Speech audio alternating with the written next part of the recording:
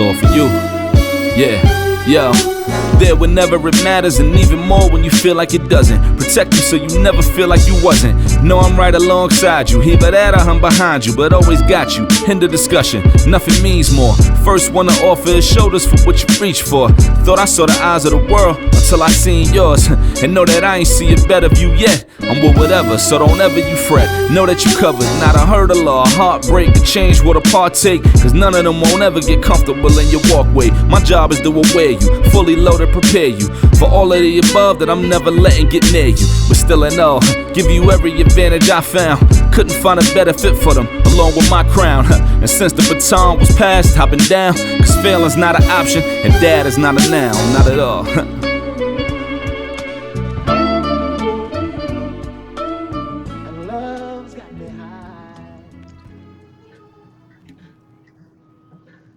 Hey, what's going on, everybody? This is Ishmael from Dad Is Not a Noun. I hope everyone's doing well.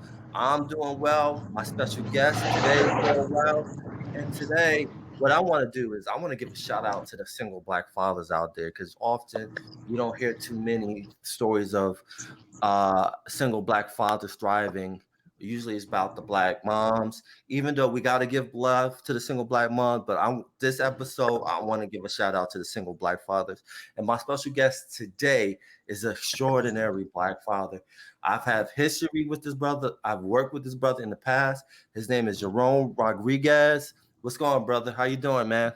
How you doing, man? Thank you for having me on. I appreciate you, man. No, I appreciate you. You recently posted something on Facebook, and it touched me really hard because I know your story and your background a little bit.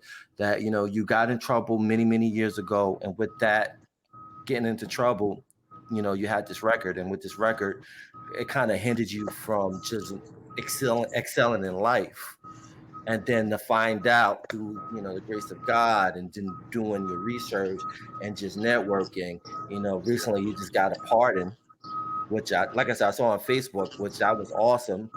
But yeah, man, talk about that, man. Talk about that a little bit. Talk about what you posted on Facebook a couple of days ago.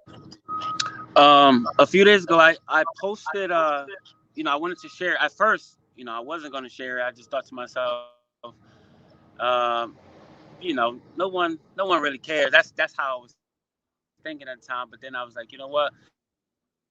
Someone out there might be going through the same thing that I'm going through, and the moment I posted, I had countless of inboxes of instant messages about individuals who are going through the same exact process, and who've gone through the same struggle as I have. I posted my progress on when I first caught my charge. I caught a drug charge in 2007. I was facing 3 years for it. Fast forward, just my progress through that time. I wound up not getting the 3 years. Because I obviously obtaining a good lawyer and lack of evidence and things like that. It worked in my favor to get left. Throughout the years going by, just like certain jobs would, because I'm a graduate. I have my associate's degree in computers, but that no one cares about that. Especially when you have a charge. As such as I had a drug charge, and it's crazy because it was only marijuana.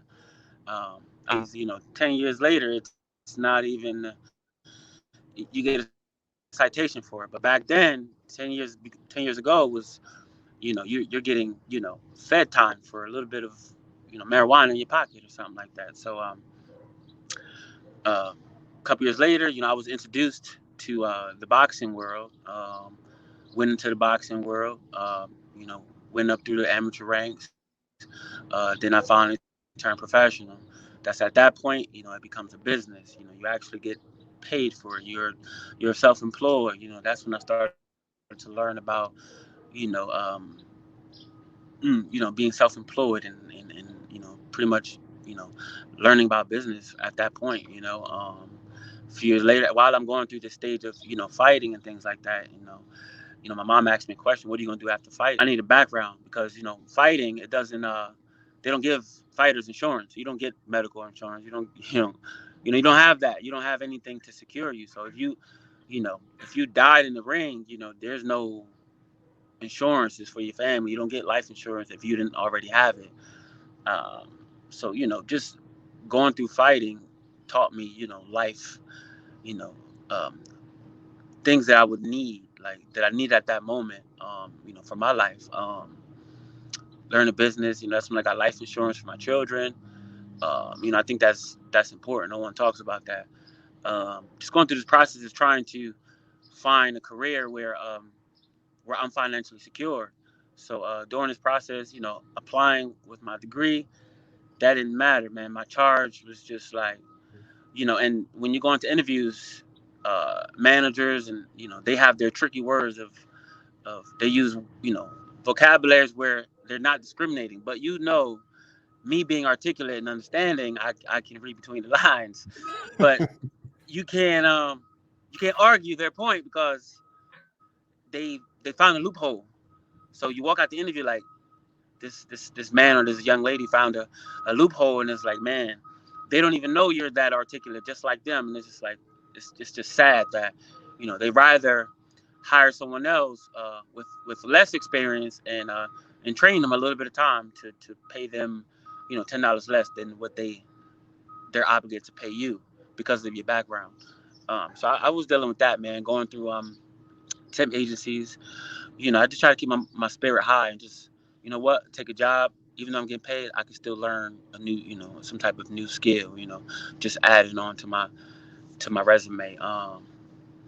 Fast forward, I began to like just ask questions. Oh, I took the Allentown police test in 2009. That was 2 years after I got my charge.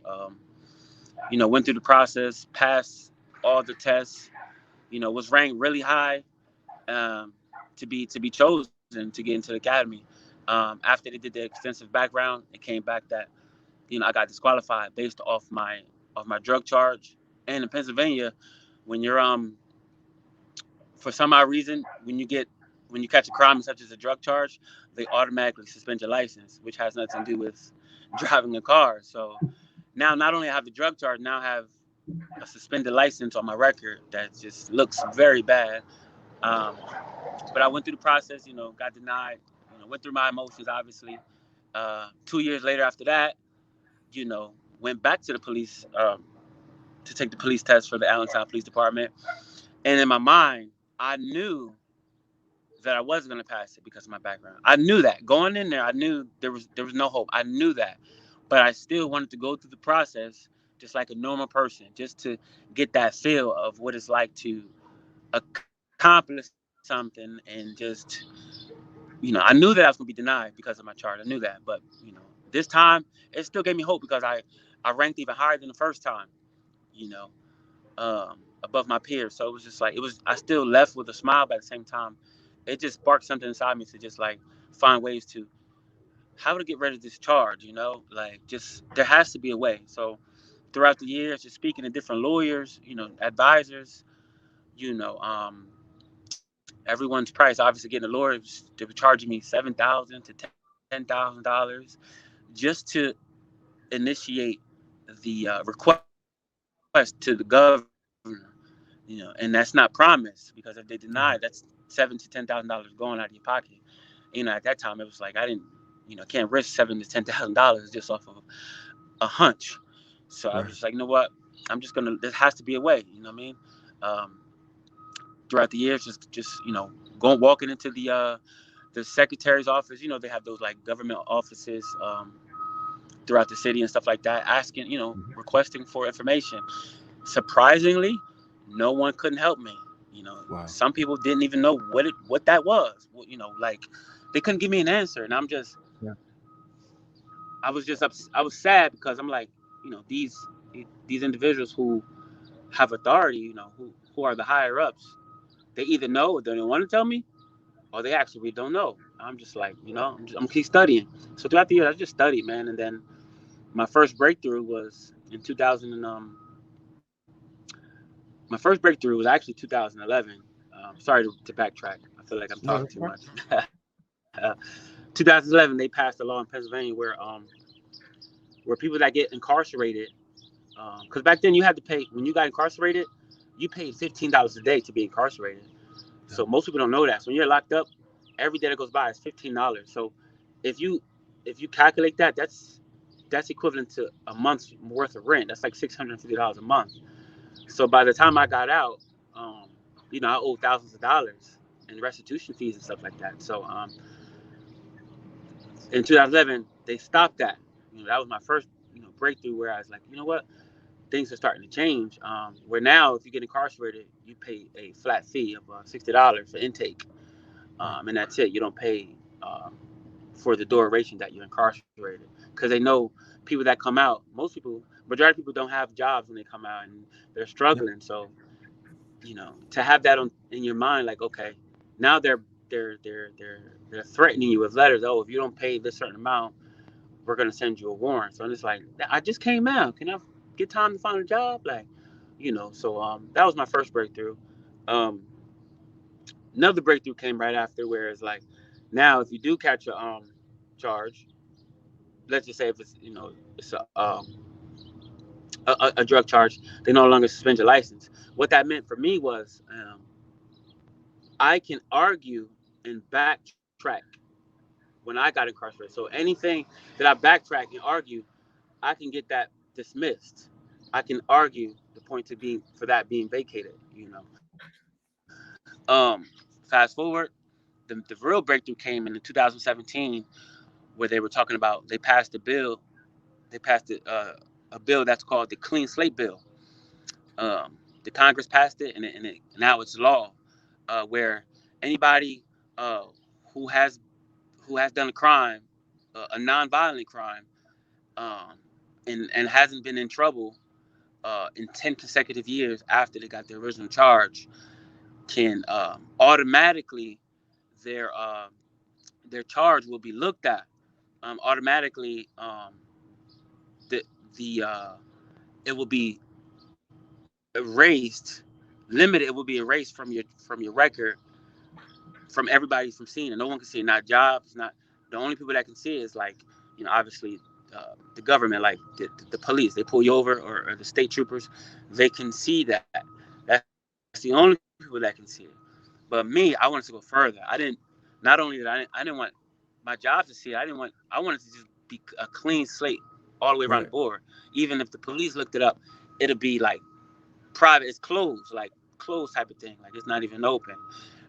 So I just did more extensive research, man, on my own. Just went to the library, just looking at other cases, cases from 1970. You know what I'm saying? So, moving forward, just looking at cases, man. That's where I got my breakthrough. Just learning other cases, studying, um, to the point where I was like, wow, I can actually put in. I learned in 2000 free of charge. The only thing you have to pay for is obviously sending the mail out, and but there's no fee for a request of a governor's pardon. That's totally free.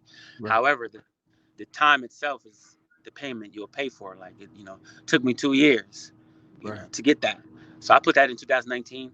Because of the pandemic, obviously things it slowed it down. So something that was supposed to only take 6 months to a year, I wanted to wait in a year and a half to 2 years, which was fine, man. Once putting that process in, the process is probably hard. It's the hardest part, because you have to really take your time. It's a lot of paperwork to fill out, but it's all worth it. It's really worth it, because now I got to this point where I'm knowledgeable just enough to fill this out. Of course, I had help. I won't take all the credit. I had help from family and loved ones to fill this out. Because I'm a truck driver by trade, so Right. being a truck driver with a road a lot, it's hard to physically put my hands on things. So I had help.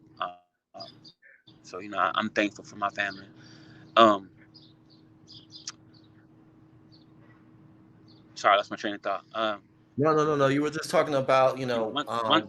transition into, like, you finally getting that pardon, but also getting help from family that kind of helped you, because again, you're a truck driver, and so you're traveling here and there, so you don't have the opportunity just to sit down, fill it out, read line by line. So having family be a big part of it, helping you to understand it, kind of helps you propel you to where you're at right now. Right. And I want to, give a shout out to my son's mother, because, you know, she helped me through that process. And that's why I say, everybody has a different definition of a single mom. We're not married, we're not together. Um, but she believes in my process, so she helped me with this process as well. So, shout out to her. Definitely give credit where it's due, man. That's only right. Um, Throughout these years, like just trying to get ahead, I just kept my mind focused. I learned different skills. I went back to took some time off boxing in between. I went back to not back went back. I went into trade school to obtain my CDLA in Los Angeles. Um, a gentleman came to, a CEO came from a trucking company, came into my fight, man, and he was backstage with me, and while I was waiting to fight, he was just, talking to me. What am I going to do after fighting, and I couldn't give him a straight answer, you know what I'm saying? So, he threw a bug in my ear like, hey, man, if you I got a spot for you, man. If you, do go through schools, get obtain CDLs, you know what I'm saying? I got a job waiting for you. So, that was just the bug. So when I got back to Pennsylvania, when I flew back in, the next day I started to just focus on that. Like, let me try this. I never thought I'd be a truck driver, but you know what? I study, and it's one of the trucking industry is one of the industries where you don't have to go to school for another 4 years to make money. So I was like, wow, 4 weeks. I only had to go to school for 4 weeks. 10-hour days. I had to make a sacrifice because I had to quit my job. I Right. had to quit my job, so I went in there with nothing. At this time, I had a pot to piss in, man. I had my lease was up for my apartment. I did not want to renew it. So, I had at this time I had $1,200 to my name. I used all of that to get a hotel for the month. The school that I was which is called Roadmasters. I knew that I had a promising job right after I come out of school. So these sacrifices I did, man, just knew. Um, at this moment, I had a help from a close friend. She allowed me to put all my storage stuff in her home. Every now and then cook a warm meal, stuff like that. So I have to give credit because I didn't do it alone. I won't have that pride, that chip on my shoulder and say, I'm self-made, because I don't believe in anyone being self-made. At some point in life, I don't care if somebody wrote a prescription for you. They gave you help. So going through that process, 4 weeks later, fast forward, obtained my CDL. Maybe a week later, started my job, man. And from there, everything that was a lot of things that were like weighing me down as far as financially just began to flourish, and it all started with my children. Everything began to flourish. Fast forward, 4 years later, I'm still doing truck driving. I'm actually in the process of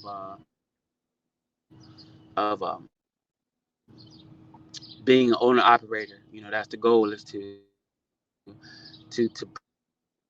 purchase a truck and to hire someone now. Now, I become a business owner. I no longer go over the road. I can go over the road by choice. Now I can get into Right. other endeavors, and one of those endeavors is, after I got this pardon, is to apply for the police department, Mm. in which I have for, I've relocated to Charlotte, North Carolina. I've applied to the police department. I've already made it to the next step. They congratulated me in, to take the next step. Right now the next step is to do the physical test. Where I was that about 10 years ago, 11 years ago. And now I'm familiar to this part now. Now I'm back to where I wanted to start at. So, it feels good to be back here at this part. And now that I've been networking, I already know, Charlotte police officers that wants to connect me, that desire for me, to get into the field. You know what I mean? So I'm happy, man, because for the record, man, the reason why I would like to be a police officer, later on, make more than the police. And I was happy to see policemen, man, come down my street, because Right. they would beat the horn. They would open up the fire hydrant for us to enjoy in the summertime for the water. You know, they would play basketball with us. So we were out running. I was 10 and 9 years old, running out in front of my port. Out on the block. 8, 9 at night. All the kids. We didn't at that time. We didn't worry about what we're worrying about now. You know what I'm saying? So Yeah. if we can get back to everything starts with community relations. If we start where I can go up to that one kid and just speak life into him. Play basketball with the next kid. Learn a new handshake with the other. You just building a rapport for myself. You know what I'm saying? But also because who I represent. Just building a rapport for everybody, man, with community relations. That's where it's there. Going to me. So it's way more than the argument of money, man. That's what drives me every day. I do this behind closed doors now, but just to Right. be able to have the opportunity to do it on a different platform, it's gonna be second nature to me. I do it behind closed doors now. I help families, I help Yeah. individuals, I help the kids. And I don't report that to nobody. You know what I'm saying? I just, as long as they know, they're a witness. They're a witness to what I That's right. do. And That's and I all think that that matters. So that's the reason why I want to be a police officer, man. Just be, go ahead. and I, yeah, man, I think that's important too. Is I'm that listening to again? you. Go ahead. You had a I think question? it. No, no, no, no. I think I just want to add to what you were saying. I think that's important because it's all about representation and affirmation. That for a kid to see someone that looks like themselves in that position, that's empowering. And then also, you know, you're relatable. Your past isn't your future. You can fall down, but you can always pick yourself up. And often what happens is that we often kind of tie ourselves to the past. And so that's Absolutely. why we can never excel in the present. And so you're a prime example of that. Yes, I did some wrong in the past. I learned my lesson. I grown up. I moved on. I'm a successful person in life, but more importantly, I'm a successful father. So again, it goes back to your story is that it's possible. It can happen. And it goes back to being focused, being determined, also learning the law. And that's what I love to hear what you were saying earlier is that you did your own homework. You figured everything out. You had guidance on your way, but you figured the current law. And so figuring out the current law puts you in a better position now than people. You know what I'm saying?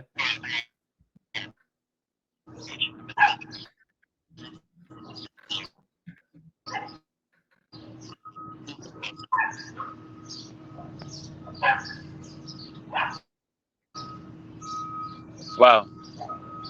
I'm listening to you, man.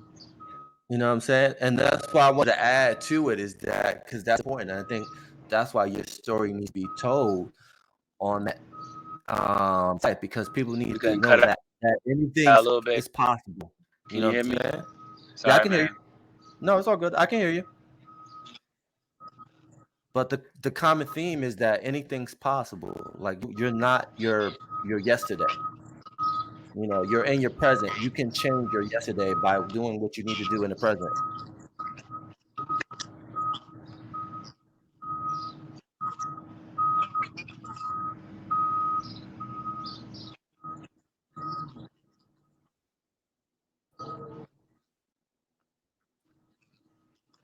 Sounds like we have a little technical difficulties, but it's all good. But can you hear me? Hello? Can you hear me? Hello? Wow. Can you hear me?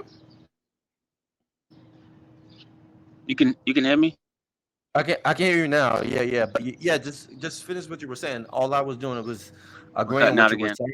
Yeah, if I only want to come in, like, No, no, no, no. I wanted you to come in, man, because that's why I'm a big fan of you, and I've been following you for a long time. Is that, you know, you're just you're just extraordinary, just a person. You're a good-hearted person with a kind heart. You put people first before yourself. But at the same time, again, the reason why I wanted to have you on is, tell your story of being a single black father. You know that you had some flaws in the past, but again, that didn't define who you are today. And you're a prime example absolutely. to your kids that what you can mess up, but at the same time, just learn from your mistakes and just apply it into your today to make yourself a better person today. Absolutely, man. I think just progressing, man. I'm gonna always have my mindset to progress, no matter how many times I fall down.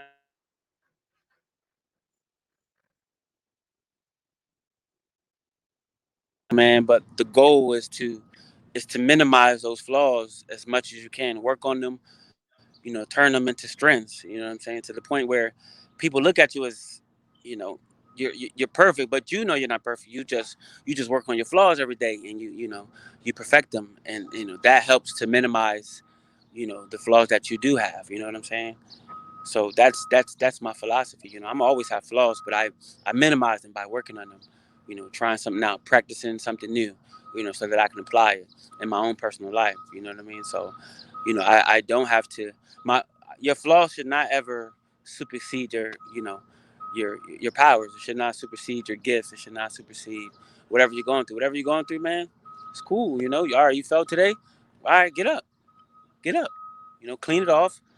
Put some alcohol in it. Put a band-aid. All right, what's the next task? Like I, I've learned to you know, take, go head on with whatever I'm facing. Because the moment we don't face it right away, then that just prolongs the process. That prolongs your healing process and all those things. So me, I and everything I do, I confront anything. Even my relationship down with individuals. If I'm in error, I want to know what I've done wrong so that I can immediately work on that to make it better for tomorrow. So, I'm not prideful. Oh, I ain't do nothing. Nope. What did I do to offend you? You know what I'm saying? So that's my mindset. You know what I mean? And that's what helps me get through day to day. So I don't even think about what I went through yesterday. I'll be like, I forgot about that. I'm so ahead in my powers. I'm so ahead in my positivity that when someone else reminds me of my bad, I'll be like, oh, I just brush it off. It don't even affect me. Yeah, and then talk about what it does it mean to be a father to you. Man, what it means to be a father, man, you know, um, it's amazing, man. I think fatherhood for me is one of those things. It's not talked about enough. It is the most amazing thing, because a lot of times, um, even a lot of men, or even our opposite counterparts, believe that we don't understand them. When they, oh, I carry the baby for 9 months, but scientifically, it's proven that what the woman feels in her stomach through her 9 month of pregnancy, the guy actually goes through. He goes through the same effects in his brain. So, I went through that process. Um, fast forward, being able to see a little one just look up to you and do everything exactly how he or she sees it, and then one way or another, accountability comes. And I think accountability as a father comes with our children first, because children are going to tell you. They're going to tell you. You know what I'm saying? With my daughter being the oldest, she's 11. We have, when I say, oh, it's time to have our daddy daughter talk. She know what that means. That means she can express herself how she expresses herself, no matter what. I will not. I always tell her, I'm not going to. We're not going to yell. We're going to have a sit down talk about whatever you're going through. I want to know. Do you feel like I'm not doing something right? Do you feel like I was wrong? And my daughter tells me that. We have that talk. I don't do the I'm older than you, respect your elder, you can't talk to me. No, my daughter sometimes tell me, hey, dad, I you said you were going to do this and you didn't. I was sad about that, and that gives me accountability. Like, wow, I gotta stick to my word as a father, because at the end of the day, that's what she's gonna remember. So that makes me better as a dad. That makes me feel good because my daughter can talk to me. I don't shun her from nothing. Like, even if she's in trouble, I allow her to express herself, because I want to get the whole story. I don't care if her teacher says she's in trouble. I want to get the whole story, because sometimes someone else telling you a story, they give you half a story. I True. want to hear the story. I want to hear my daughter's side as well. You know what I'm saying? So me and my daughter, we have these talk, man. She always talks to me, and my rewards are like, she tells me on Father's Day, like, now that she's older, she's able to articulate and talk to me. So she tells me, Dad, I thank you for life's teachings, and to be reminded, wow, my daughter knows how to speak articulate like that. Like, she not telling me that she's thanking me Yeah. for life lessons. Like, she understands. So it's just like, that's my reward from my child every day. For my daughter, that's my reward. Like, she's about to be preteen, so it's like, this is the stage where it's gonna get tougher, for me as a father, and it's gonna get tough for her. But the goal is to show her that I'm by her side through all her mistakes, through all her issues, whatever she want to go through. Let's go through it now. I don't hide nothing from my daughter. I speak to her like she's an adult. I mean, obviously I don't use certain words, but I give her life, because I'd rather do it than one of her friends gonna go. They're gonna tell her, she's gonna learn anyway. Right. It's either from her parents or her friends. So we have to make a choice. I'd rather her learn life lessons, street lessons, friends lessons, whatever the lessons are, at home. So when she goes through it, she says, this is what mommy, this is what daddy was talking about. So now it makes her stronger, because she's not naive to it. She understands it. You know what I'm saying? So, we at that stage where it's boys now. It's like, oh man, like, I'm glad I got the pardon. Right. Mom, it's time to it's time to carry concealed now. Like, yo, don't be knocking on my door. Nah, but it's amazing, man. That's what fatherhood means to me, man. It's to do things that I was not allowed to do, growing up. I wasn't really allowed to express myself as a kid. Like, if I express myself, my family, they consider talking back. I don't consider that talking back. I need to know how you feel, Mama, it gets to the point where I'm so open to my daughter, where I want to be a different kind of dad. Like, I'm not better than no one. I just want to do something different. Where when my daughter gets to that dating stage, like, I want her to invite who she like, Because let's just be honest, they're human. They're gonna attraction comes. So Yeah. I want to meet the guy you like. I want to get to know who he is. Bring him to the living room. He can come over for dinner. I want to know what I'm dealing with, Right. as a father. Because I was once that kid, sneaking off and, to the sunset, you know what I'm saying? So I was there once, so I knew how the little boy thinks, you know what I'm saying? So now I'm there to help my daughter go through the process, man. So I'm happy, man, to be a father. Without that, I probably would been doing other kinds of stuff in the world that I shouldn't be doing right now. So I'm happy to call myself a father, man. So Yeah. that's what it means to me to be a father.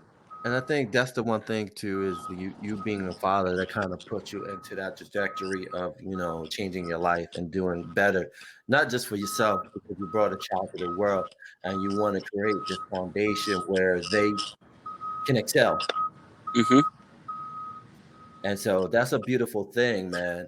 But before we end it, talk about when you got that initial word that you got pardoned. Take me through that mindset of when you got Oh approved. man, the process, yo, it's actually it's one of those scariest moments. Like I'm a bold person. I'm very brave. Obviously I fight for a living, so I get punched, with over 5 pounds of pressure. So you think like, man, that can't hurt me, then what can hurt me in life? But you'd be surprised, when those new challenges arise. Um, so that moment, when I got the application, received the feedback saying that I've been voted 5-0 in reference to not having to come into court, because they didn't need no additional information. So that at that point, that didn't mean that I was still granted the pardon. It just means that we got all the information needed. You've been voted 5-0 unanimously to not having to come in to court, because there are people that had to show up to court, but I didn't. Um, so I was happy about that. Just it's like that day where you're about to get married, or the day your promotion comes, and or even the day that verdict, you just like, man, am I guilty or am I innocent? Like, it's one of those, like, did they look through all the evidence to see what have I accomplished during my rehabilitation process throughout the years? Like, are they actually looking at that? Like, I'm just thinking all that's going through my mind. Like, so the day of my pardon, it was on Zoom. Um, I was just listening in, man. Just listening, and you get to hear like everyone else's cases because I thought it was just mine, but it was like I'm talking about over 100 cases. So listen to cases. Um, people being denied. You hear the 5 voters, like you hear the first 2 say yes, and then each case you keep hearing that same person say no to almost each case, and it's his no seems to be more powerful than all the other yeses. So my heart bouncing. I'm like, man, I'm texting my friends, my family back and forth, like, man, he gonna tell me no. Like, everybody can tell me yeah, but I'm worried about him. Like, I need his vote. He gonna tell me Right. no. Like, he's saying, his yes was so nice, but his no's were so like just very just had authorities like Right. no. Like, I'm like, whoo, like imagine, being someone and their power for your life is based Right. off of a yes or a no. So I was at that moment just, there was one case that came, this guy caught a charge back in 1969. They went all the way back. This guy's trying to get a Wow. pardon from 1969. Hasn't been in trouble since then. Uh, had all the correctional officers vouch for him. He went through all the process of rehabilitation, and four of the judges told him no, Wow. and the only one that said yes was the actual mayor himself. And then he explained why he said yes. He pretty much explained like, I said yes because he went through all the courses, he went through everything he needed to go through, to be granted this pardon, and yet he wasn't granted that pardon. So that really kind of like put a little doubt because it's like, man, this guy been fighting for a charge since 50 years ago, and he got Yeah. denied. Who am I did something a little over 10 years ago. I'm just like, man, they're gonna tell me no. So going through it, my name comes up, I'm like, oh, here it comes, man. And it's like, yes, you know everybody say yes, with no hesitation, yes, yes, Yeah. yes, yes, yes. And it was just like that chip on my shoulder. Just I feel lighter now. Like I lost weight. So Wow. it was just one of the most amazing feelings in the world. I feel free in a sense. Because on all the things I've been working for. Just when I put in that application for the pardon. At that moment I started to work on my credit too. I had dead man's credit at 430. Right. That's dead man's credit. Yeah, yeah, it I'm is. used to paying where everything's cash, but at Right. some point, cash is not king in every single situation. So, fast forward, been working on that vigorously, to the point now, I'm in the 700s club today. Um, just amazing. Thank you, man, to just putting all the puzzles, the pieces that I explained to you. I didn't get them in order. Now I'm putting them in place where they need to be, and now I'm just I already celebrated in my mind. I'm thankful. All these gifts are from my birthday. My birthday just passed on the 29th. So that verdict, my pardon, that was my birthday gift, So um, now I'm ready for the next task. What's the next task? It's time. It's always time for celebration. Now I'm ready for, what's my next task. So, Yeah, man. But that's the one thing. Celebrate that moment because now, like you said, that weight is off your shoulders now. mm-hmm. Now, when it comes to doing other things you have to do for the rest of your life, your 10 years ago record on your record anymore. It's gone. It's like it never happened. Right. So those trials and tribulations that you dealt with early in your life, trying to make your life better, you were kind of hindered because of that record.